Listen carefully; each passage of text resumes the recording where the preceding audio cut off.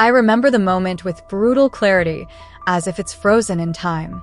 The fluorescent lights above buzzed faintly while I stood by the office coffee machine, pouring oat milk into my cup. It was an ordinary morning, until Ryan walked in. The new CEO. The founder's son. The man who carried his last name like a crown he hadn't earned. He didn't say hello. Didn't nod. His eyes landed on me with the cold detachment of someone staring at a stain on the carpet. Lily. My office. Now. The words cracked through the air. Sharp, final. Not a request. A command. For a second, I just stood there gripping my coffee cup, the steam curling between us. I'd given this company 11 years of my life. I built the client services department from scratch, trained the very people who sat outside his office, closed over 100 contracts that kept the lights on. But to him, I wasn't worth a single smile. I was disposable. I followed him down the hall, my chest tight, my palms damp. He didn't even sit when he delivered the blow. You're fired. His voice was flat, mechanical, like he was reciting the weather report. We don't need lazy people like you dragging this place down. For a heartbeat, I thought he was joking. My lips parted, searching for words. Excuse me? He didn't even look at me. He flipped through a pile of papers like he was deciding what sandwich to order. You heard me. Pack your things. Leave. Effective immediately. The floor tilted beneath me. My heart hammered in my ears. Every instinct screamed to fight back, to demand an explanation, to remind him who kept this company alive while he was still deciding which Ivy League tie to wear. But instead, I smiled. Calm. Polite. Deliberate. Understood. Have a nice day, Ryan. I walked out with my head held high, but inside, I was shaking. The room blurred as my teammates looked up from their desks, their eyes wide. Some started to stand, questions on their lips, but I gave a quick shake of my head. Don't make this harder. Packing my desk felt like erasing 11 years of my life. The photos, the notebooks filled with late-night scribbles, the contracts I'd bled over. I carried the box in silence. On the drive home, my mind played back every sacrifice, missed holidays, nights spent glued to my laptop while my marriage crumbled. I had given everything, and in return, I was tossed aside like nothing. But anger wasn't what I felt. Not yet. What burned in me was confusion. Why? Why now? That question gnawed at me all night. Sleep never came. I lay awake replaying Ryan's face, the arrogance in his voice. Something about the timing was wrong. Too careless. Too reckless. I had spent 6 months securing the Kingswell deal, the biggest contract in years. The final meeting was set for Friday. I was the one who knew every detail. And now I was gone. Did he even know what he'd done? The next morning, just after 9, my phone buzzed. An unfamiliar number. For a moment, I let it ring. I didn't think I could take another hit. But curiosity won. Lily, it's Mr. Cole. My breath caught. The real CEO. The man who had hired me after one interview, 11 years ago. His voice was tight, coiled with barely contained fury. Why the hell did you leave? What happened? I hesitated, my throat dry. Your son fired me. Silence. Then a sharp inhale. What? Yesterday. He said I was lazy. That I wasn't needed anymore. There was a pause, long and heavy. Then, slowly, like he was trying not to explode. Lily, did he even read your contract? I frowned. What do you mean? He's finalizing the Kingswell deal today, isn't he? Yes. We were scheduled to meet them at 11. I heard rustling papers, then a loud thud, like he'd slammed his fist on the desk. Jesus Christ. Lily, your contract has a clause. One I added after the last acquisition fiasco. You're not just the account manager, you're the only authorized negotiator for Kingswell. Without you, that deal doesn't close. Not legally. Not ethically. Not practically. I froze. The realization hit like a slow, burning flame. Ryan hadn't read it. He had no idea. He'd pulled the trigger, and now the gun was pointed straight at himself. When Mr. Cole hung up, the silence that followed was deafening. I sat there in my apartment, coffee untouched, staring at nothing. A bitter laugh escaped my lips. 11 years, and this was how it ended.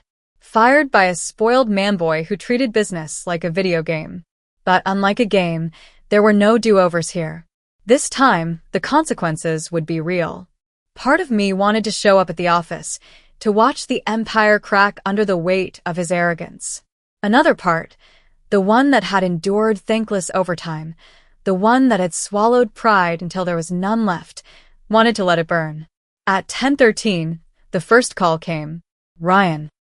I let it go to voicemail, then reception, then legal, then accounting. My phone lit up again and again, buzzing in my hand like a hornet nest ready to explode. I didn't answer a single one. I just watched as the screen filled with missed calls. Voicemails stacked up, blinking at me, relentless. And for the first time in years, I felt something unexpected. Power. The voicemail blinked on my phone. Against my better judgment, I tapped it open. Lily, hi, it's Ryan. His voice cracked under pressure. Listen, yesterday was a misunderstanding. I might have acted too fast. We need you back. Today. It's urgent. Please call me. Urgent. The word echoed in my head like a marble rattling in a glass. No epalegi. Not even a hollow corporate version. Just desperation dressed up as civility. I leaned back on the couch, the coffee on the table long gone cold. I didn't move. My chest rose and fell slowly, the silence between his words still clinging to me. At 10:32, my phone buzzed again. This time a name I hadn't seen in years, Nicole. Once my right hand in client services before she moved to marketing. We hadn't spoken in so long, yet here she was. I answered. Her voice was a whisper, trembling with adrenaline. Lily, you won't believe what's happening here. I almost smiled. Try me. Ryan just got chewed out by his dad. In front of everyone. The entire meeting room. Mr. Cole stormed in and slammed the Kingswell contract on the table. My brows lifted. He brought the contract? Oh yeah. And then he asked one question. Did you read this before firing Lily? My breath caught. And Ryan tried to bluff. Said something about restructuring, moving the company in a new direction. But Mr. Cole wasn't buying it. He flipped right to the clause you always mentioned, the one that names you as the sole negotiator for Kingswell. That clause is ironclad. Everyone knew it, except Ryan. I could hear the murmur of voices in the background, the restless energy of an office on edge. Nicole's voice dropped even lower. Lily, he went white. Ghost white. He realized he might have just cost the company everything. I exhaled, the air leaving me slow, measured. And what did Mr. Cole say? Nicole hesitated. Then, almost in awe, he told him if this deal falls through, your position here becomes negotiable. The words hit me like a quiet thunderclap. The first crack in Ryan's armor. His arrogance was finally catching up to him. Nicole's voice softened. I don't know what you're planning, but whatever it is, you hold the upper hand now. I whispered a thank you, then ended the call. For a long moment, I stood by the window, gazing out at the skyline. The city pulsed as it always did, indifferent to the chaos in our lives. People rushed, horns blared, deals were made and broken in glass towers. The world moved forward, unconcerned. That calm indifference steadied me. At 11:15, another message appeared, this time from Mr. Cole himself. Lily, I'm sincerely sorry for what happened. I misjudged the situation. Please come in. Not just for the deal, but so we can talk. Privately. The words pulled at me, tempting. But I wasn't about to walk back in as though nothing had happened. Ryan's betrayal wasn't just a mistake over a contract. It was about respect. About trust. About 11 years of my life that couldn't be brushed aside with a frantic voicemail. Still, I wasn't bitter. I wasn't petty. What I wanted was simple accountability. I typed my reply slowly, each word deliberate. I'll consider returning to finalize the Kingswell deal, but only under specific conditions. I'd like to speak with Mr. Cole directly beforehand. Then I hit send. I rose, peeled off my pajamas, and began to prepare. By noon, I was standing in the company's lobby. Not through the side door, not through the employee entrance where I used to slip in unnoticed. I walked straight through the main doors like a guest. My heels echoed against the marble floor, each step intentional. Everyone knew I'd been fired yesterday. My presence now was not just a return, it was a statement. The receptionist's eyes widened. She nearly tripped over her words.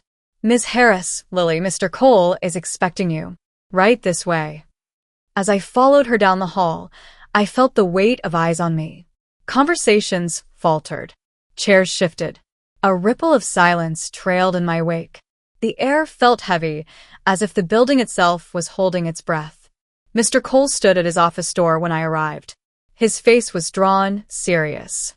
"Lily," he said with a nod. "Thank you for coming." I returned the nod, but kept my hands at my sides. No hanskak. He stepped aside, letting me pass. Inside, I took a seat across from his massive oak desk. He shut the door gently, leaned against it for a moment, and released a long, tired sigh. "I made a mistake," he admitted. "A big one.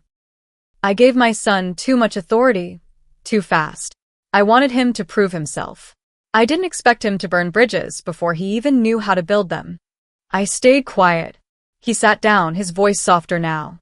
"What he did to you is unprofessional, disrespectful, and it jeopardized a deal we've worked over half a year to secure." I nodded. Yes. It did. I read the contract again this morning. Every word. You were given full autonomy over Kingswell. Legally, the client won't recognize anyone else. That clause was there for a reason, after Steel Ridge, remember? "I remember," I said quietly. "I was the one who handled the fallout." His eyes met mine. Steady. "You didn't deserve what happened yesterday. I'd like to offer your job back, with full authority to finish the deal.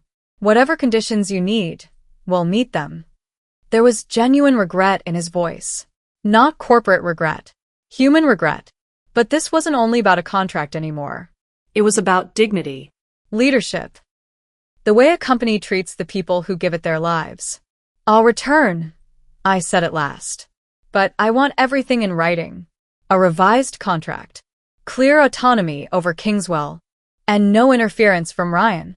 He nodded instantly. "Done." "One more thing," I added, my voice firm, unwavering. "This can't happen again. Not to me. Not to anyone." Silence stretched between us. Then he gave a slow, thoughtful nod. "You have my word." I stood. As the door opened, my eyes locked on a figure down the hall. Ryan. Arms crossed, lips pressed thin, pretending to be deep in conversation with some junior executive. But he saw me. And I saw him. And in that moment, he knew things had changed. The moment I stepped out of Mr. Cole's office, Ryan's eyes found me. Locked on me like a predator tracking prey. I didn't flinch. I didn't look away. My heels struck the floor with a steady rhythm as I walked past him, and I swear, I saw it. The exact second he realized his grip was slipping. Control had shifted, and he hated it.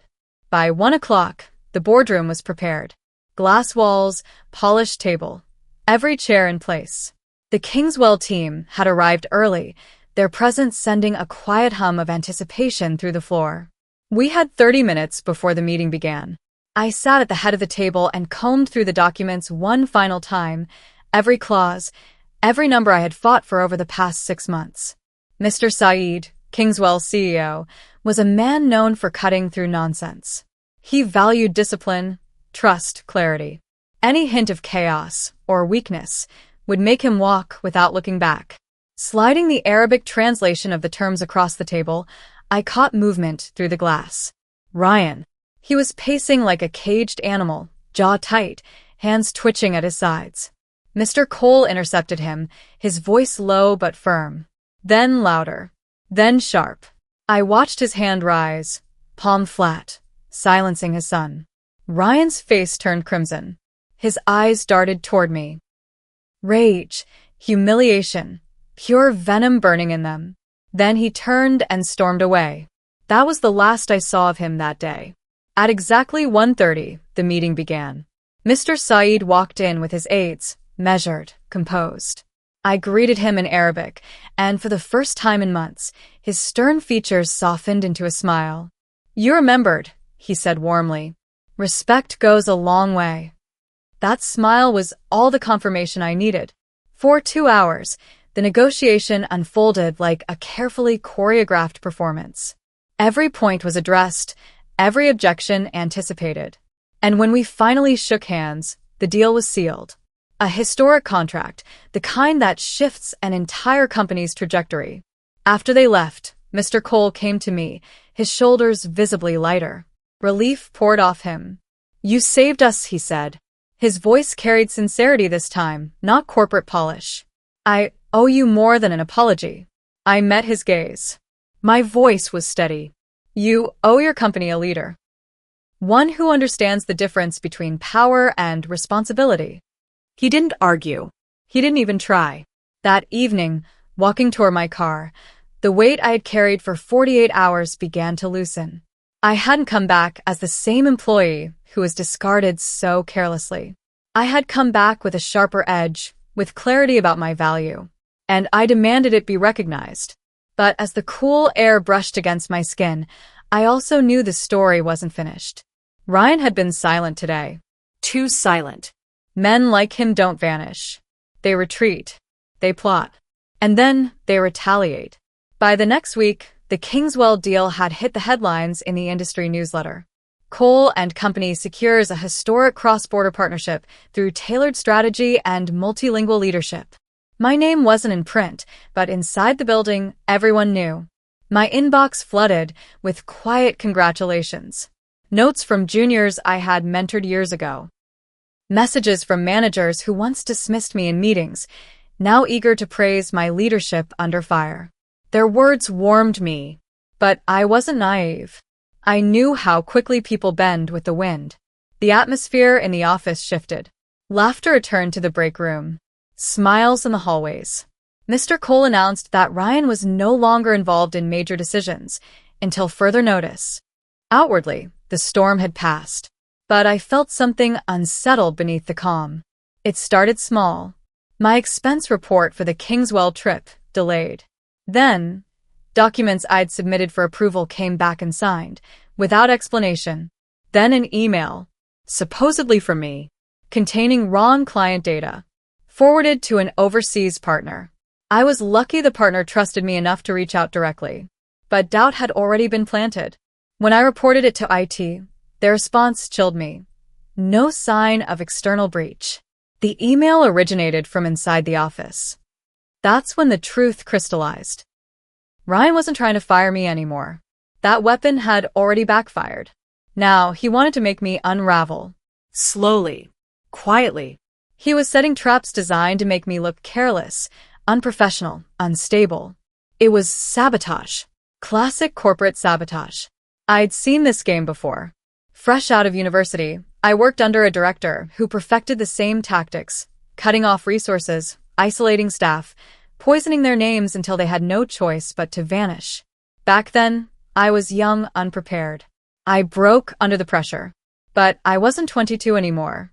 And I wasn't going to disappear. This time, I documented everything. Every delayed report. Every mistake that wasn't mine.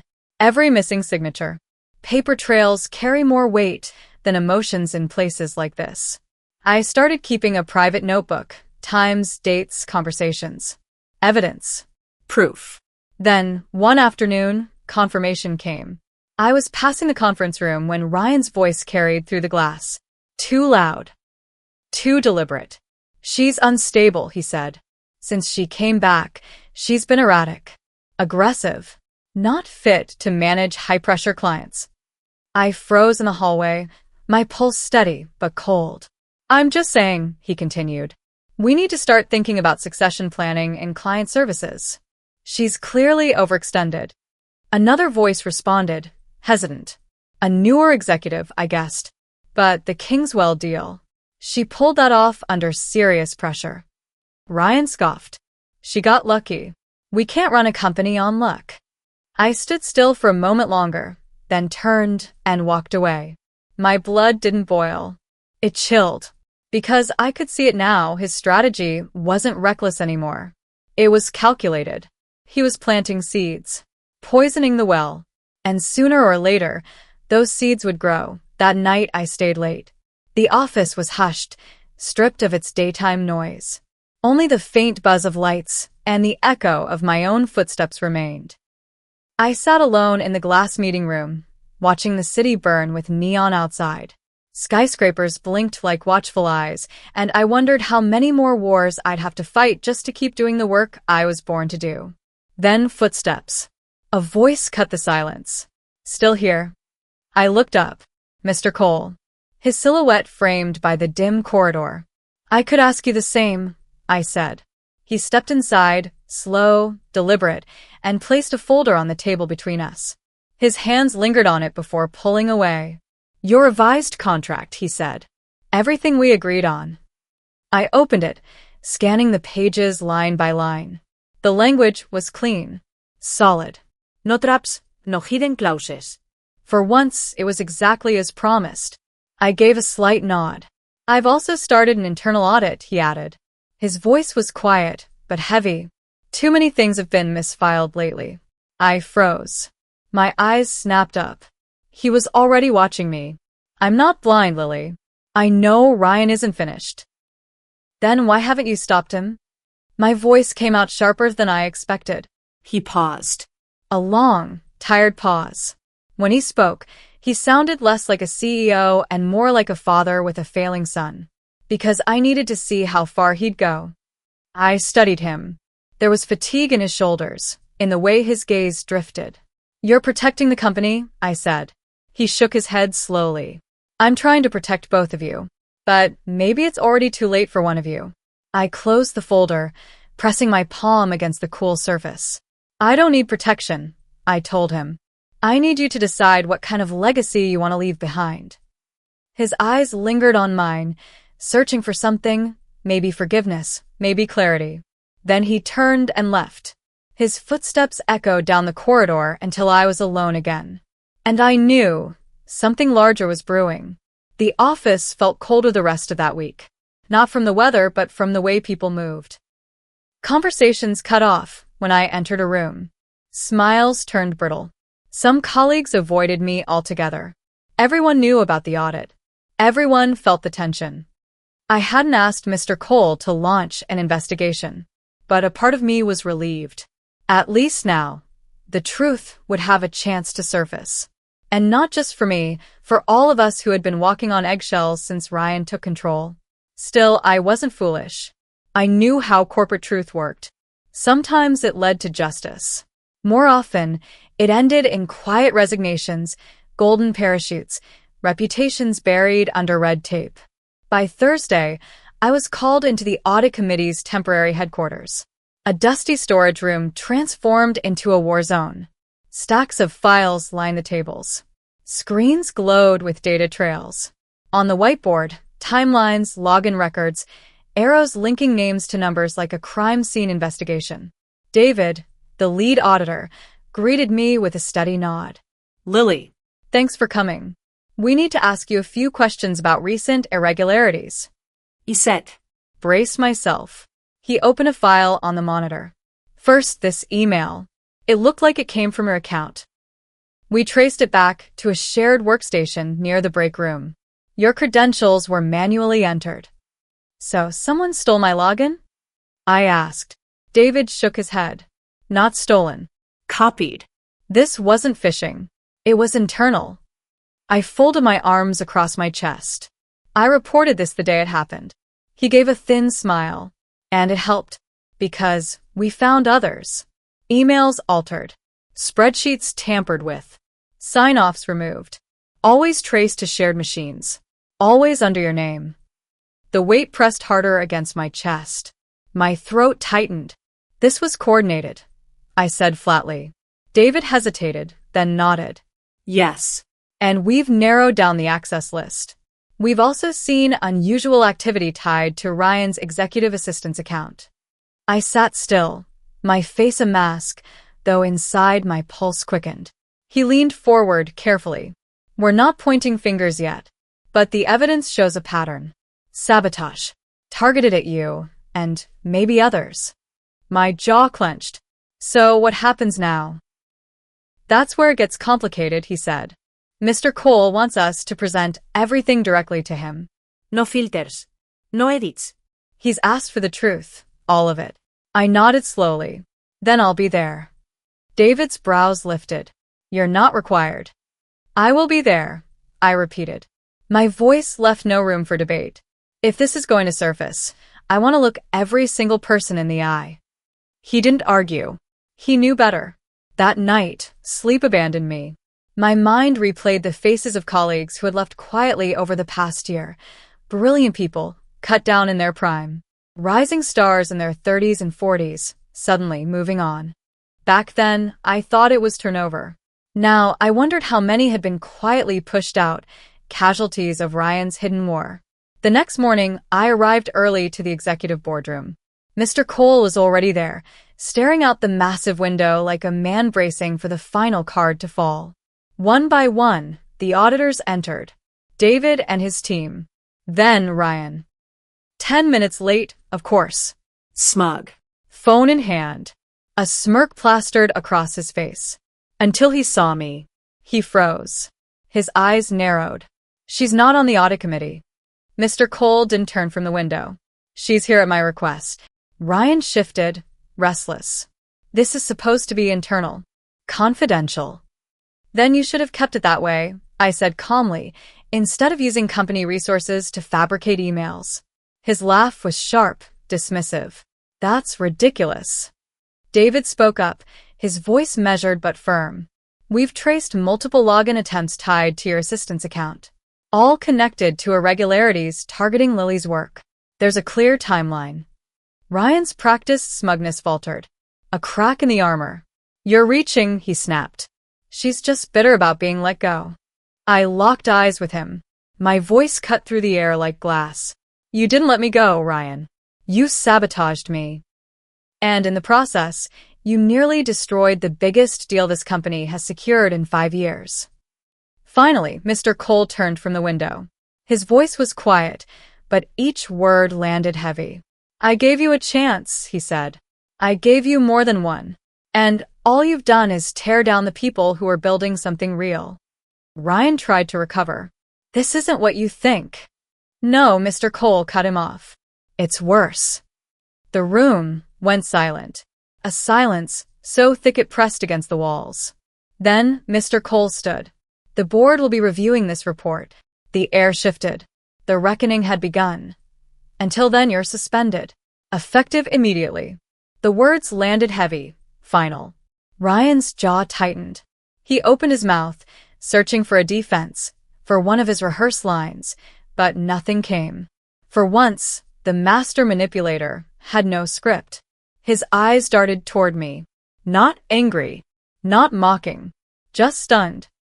Like he had finally realized the tricks that carried him this far had run out of magic. He left without a sound. No fight, no grand exit.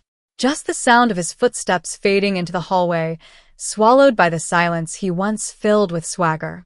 I stayed behind. The room felt heavier now, though Ryan was gone.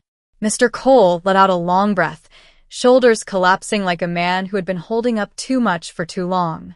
I failed him, he whispered. As a leader, maybe even as a father. I spoke softly. You can't lead someone who refuses to grow, but you can lead this company. You still have that choice. His eyes met mine. For the first time in weeks, he nodded, not as a CEO, not as a man under pressure, but as someone finally ready to carry the weight with clarity. And in that moment, the grip around my chest loosened. The burden began to lift. 2 weeks passed. The building still hummed with the aftershock of that meeting. Ryan never returned. The smirk he once wore like a crown was reduced to whispers, fragments of gossip traded over coffee machines and hallway glances. The board didn't drag its feet. The evidence was too strong, too detailed, too damning. Falsified emails, manipulated logins, files erased, HR complaints weaponized. All of it tied back to Ryan, directly or through the people he pulled into his orbit. When the final report was released, it was undeniable. He hadn't just targeted me.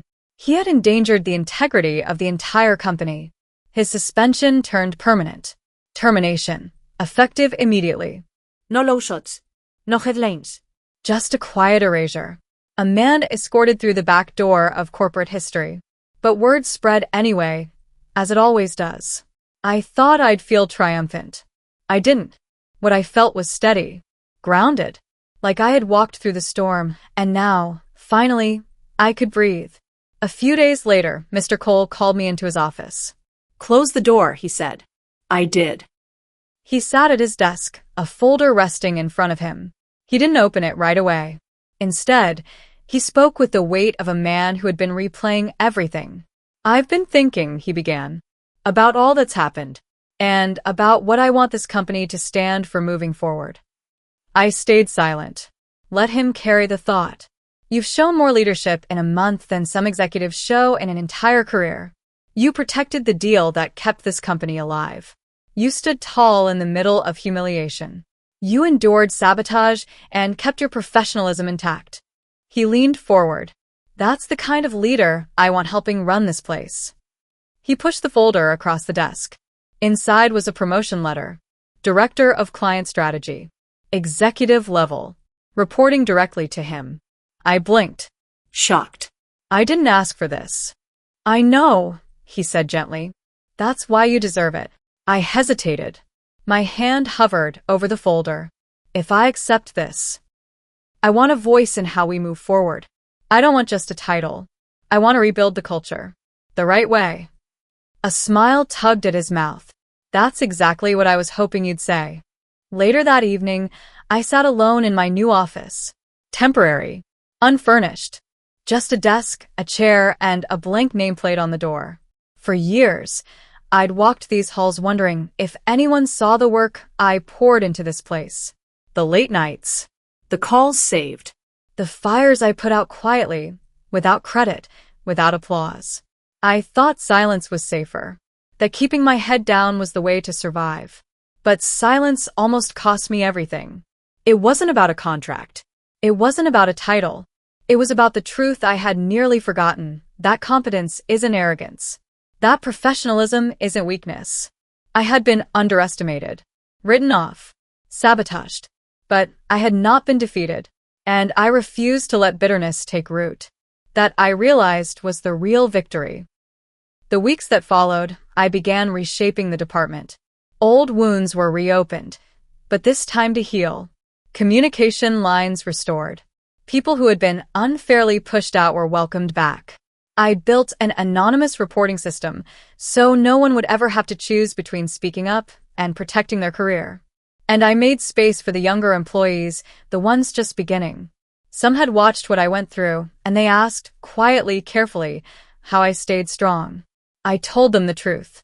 You don't always get to pick the battles, but you always get to decide who you'll become in the middle of them. As for Ryan, word was, he tried finding work out of state.